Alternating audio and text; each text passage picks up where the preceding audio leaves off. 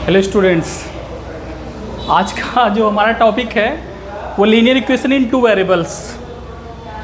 तो बहुत दिन तक वीडियो नहीं पढ़ रहा है तो उसके लिए सॉरी बोल रहा हूँ। तो जो आज का हमारा जो टॉपिक है, हमारा जो चैप्टर है वो linear equation in two variables. तो ये जो थर्ड चैप्टर आपकी टेक्स्ट बुक का थर्ड चैप्टर है, जैसा कि सेकंड चैप्टर हम आपको बता दिए थे, फर्स्ट एंड सेकंड।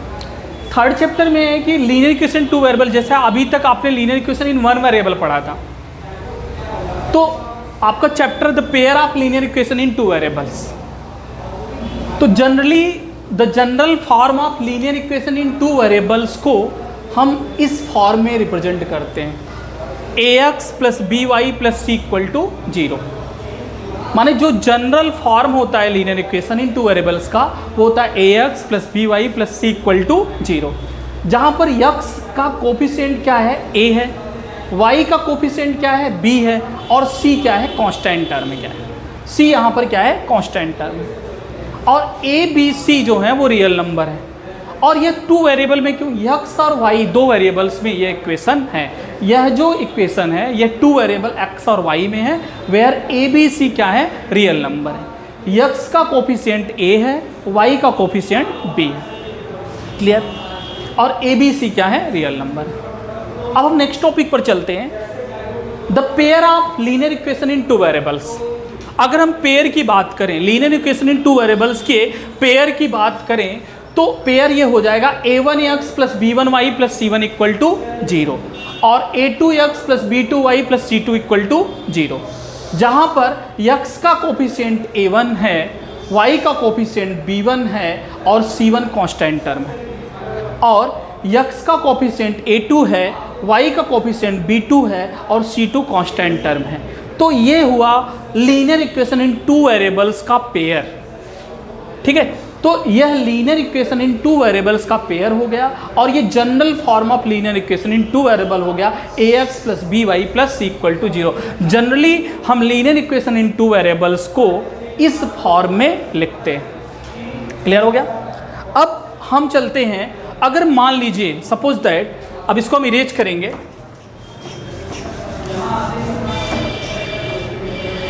मान लीजिए कि यह जो पेयर ऑफ लीनियर इक्वेशन है, if the equation, if the lines, if the lines represented by, अगर लाइन रिप्रेजेंट होती है by the equation,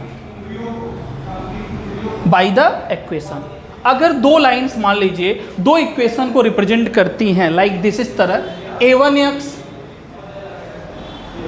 plus b1y plus c1 equal to 0, a2x plus b2y plus c2 equal to 0। ये दो line हो गई, okay. ये दो line हो गई, a1x plus b1y plus c1 equal to 0 और a2x plus b2y plus c2 equal to 0, okay okay. तो a1x plus b1y plus c1 equal to 0 और a2x plus b2y plus c2 equal to, तो ये हो गया आपका लाइंस जो है। अगर लाइंस जो है दो लाइंस हैं और रिप्रेजेंट कर रही इक्वेशन को a1x plus b1y plus c1 equal to 0 और a2x plus b2y plus c2 equal to 0, ये दो लाइंस को रिप्रेजेंट करती हैं। अब देखो उसमें कंडीशन क्या होती है, अगर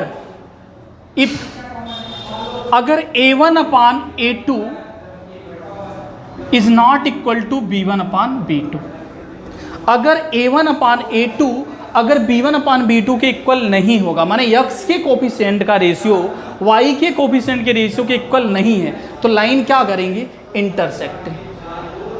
लाइन क्या करेगी, इंटरसेक्टिंग लाइन होगी। लाइन कैसी होंगी, दोनों लाइन इंटरसेक्ट करेंगी और इसका एग्जैक्टली वन सोल्यूशन ऑब्टेन्ड हुआ, exactly one solution, exactly one solution obtained होगा। और इस कंडीशन को हम कहेंगे कंसिस्टेंट।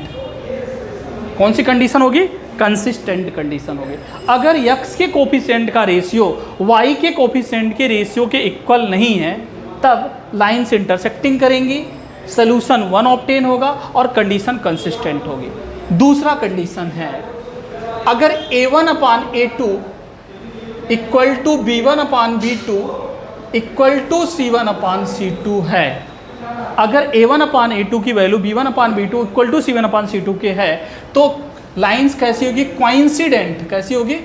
कोइंसिडेंट होगी, कोइंसिडेंट लाइन होगी और इसके मेनी सोल्यूशन ऑब्टेन्ड होंगे। कई सोल्यूशन मिलेंगे, मेनी सोल्यूशंस। और कंडीशन क्या होगी? कंसिस्टेंट कंडीशन होगी। मीन्स कि अगर x के कोफिशिएंट का रेशियो y के कोफिशिएंट का रेशियो और कांस्टेंट टर्म का रेशियो अगर इक्वल है तो लाइन कैसी होगी? कोइंसिडेंट होंगी। ओके, और मेनी सोल्यूशन ऑब्टेन होगा और कंडीशन होगी कंसिस्टेंट। क्या होगा? कंसिस्टेंट होगा। तीसरा है, थर्ड, अगर a1 upon a2 equal to b1 upon b2 है और is not equal to c1 upon c2 है, माने a1 अपान a2 की वैल्यू b1 अपान b2 के इक्वल है बट c1 अपान c2 के इक्वल नहीं है, तब क्या होगा? लाइंस कैसी होंगी? पैरेलल होगी। कैसी होगी? पैरेलल। लाइन कैसी होगी? पैरेलल होगी। और जब लाइन पैरेलल होगी तो इसका कोई सोल्यूशन नहीं मिलेगा, नो सोल्यूशन, कोई भी सोल्यूशन ऑब्टेन नहीं होगा और कंडीशन होगी इनकंसिस्टेंट, इनकंसिस्टेंट कंडीशन होगी। ये हो गया हमारा pair of linear equation in two variables के एक्सरसाइज 3.1 और 3.2 को सॉल्व करने का कुछ आर्टिकल्स या कुछ इंट्रो। तो अगर मान लीजिए हमने बताया कि अगर दो लाइंस हैं और दोनों लाइंस इस इक्वेशन के द्वारा रिप्रेजेंट होती, a1x plus b1y plus c1 equal to 0, a2x plus b2y plus c2 equal to 0, तो अगर a1 अपान a2 की वैल्यू b1 अपान b2 के इक्वल नहीं है तो लाइंस कैसी होगी? इंटरसेक्टिंग होगी, वन सोल्यूशन ऑब्टेन्ड होगा और कंडीशन कंसिस्टेंट होगी। अगर दोनों तीनों का रेशियो इक्वल है, a1 upon a2 equal to b1 upon b2 equal to c1 upon c2 है, तो लाइन कोइंसिडेंट होगी, मेनी सोल्यूशन ऑब्टेन्ड होगा, कंडीशन कंसिस्टेंट होगी। और थर्ड कंडीशन है, अगर a1 upon a2 equal to b1 upon b2 is not equal to c1 upon c2 है, तो लाइंस पैरेलल होगी, नो सोल्यूशन ऑब्टेन्ड होगा और इनकंसिस्टेंट कंडीशन होगी। क्लियर हो गया?